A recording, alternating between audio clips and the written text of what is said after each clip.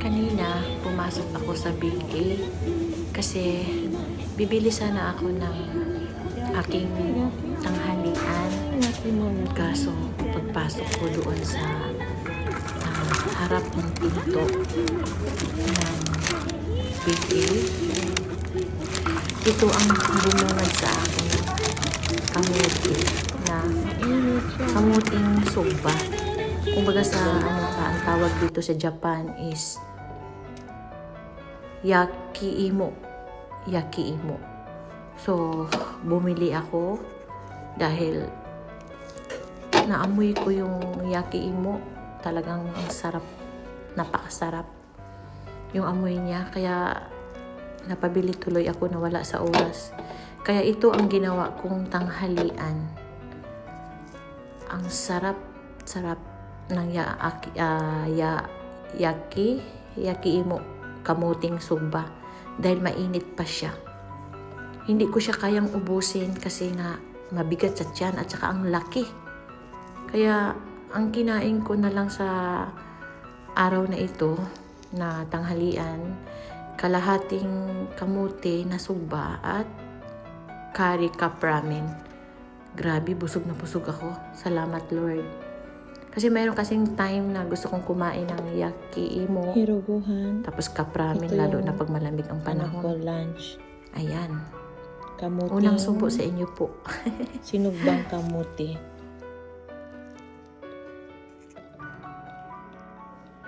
Hello guys, good afternoon. Good afternoon my time. 12:35 ng tanghali. Taong December 10, taong kasalukuyan. Araw ng Wednesday ngayon. Galing ako sa home service. So ngayon, bumalik ako dito sa aming pinaka-main. Nandito ako kasi meron akong trabaho dito sa aming main.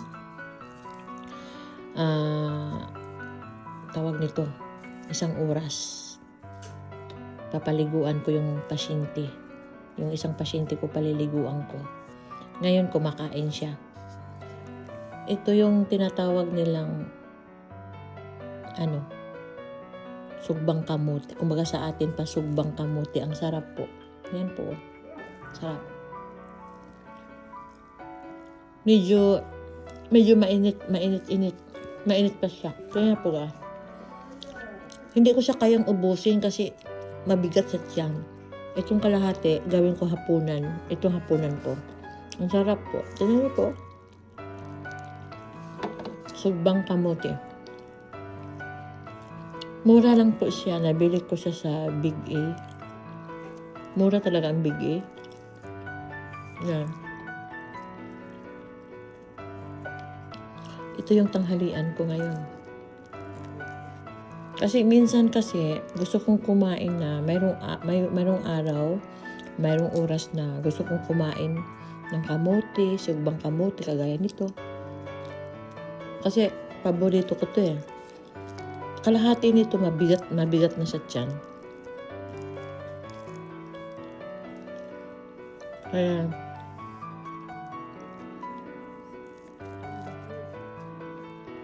siya, malambot, sobrang tamis, at saka lasang sugba. Parang sugbang isda. Pag nasusugbang isda, lasang sugba. Ganon din siya, lasang sugba. Paborito ko to eh. Ayan po. Buntit ko lang naubos. Sarap.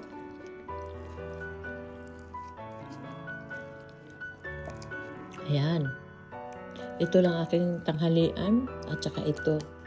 Kasi nilalamig ako. So gusto kong kumain ng cup ramen. Mayroong oras na gusto kong kumain ng cup ramen, kamote, yung mga ganun.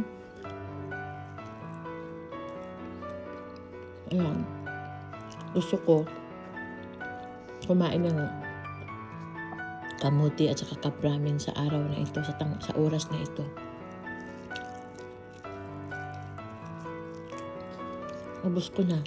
Naubos ko. Gutom ako kasi hindi ako nag-almusal dahil late na ako nagising. Wala akong time mag-almusal. Ito naman inumin ko.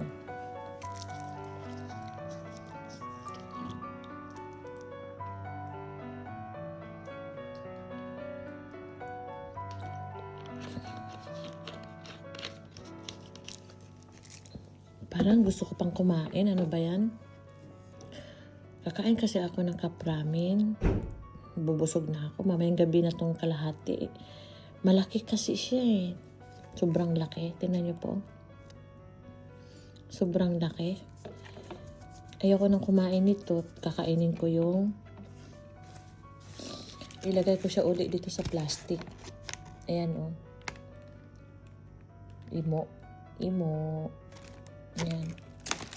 Lagay ko siya sa plastic ulit kasi nga mamayang ano ko na ito pakakainin. Mamayang gabi ulit. Ayan, tago ko muna. Kasi mamaya ko na ito kakainin mamayang gabi kasi nga pag kinain ko to lahat hindi na ako makatrabaho, mabigat ng tiyan ko. Ayan, naka-plastic na siya. Lagay natin dyan kasi kakainin ko mamaya. Tanggalin ko na to. Gusto kong platong ito kasi ano siya, ang design niya candy. Ayan. So ngayon, ito na naman ang kakainin ko. Mag-curry tayo. Ayan po. Cup noodle. Curry.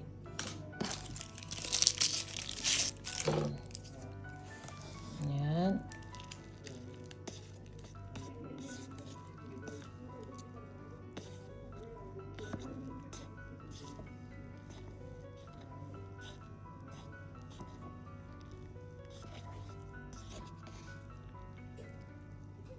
Ayan, mainit siya. Ooh.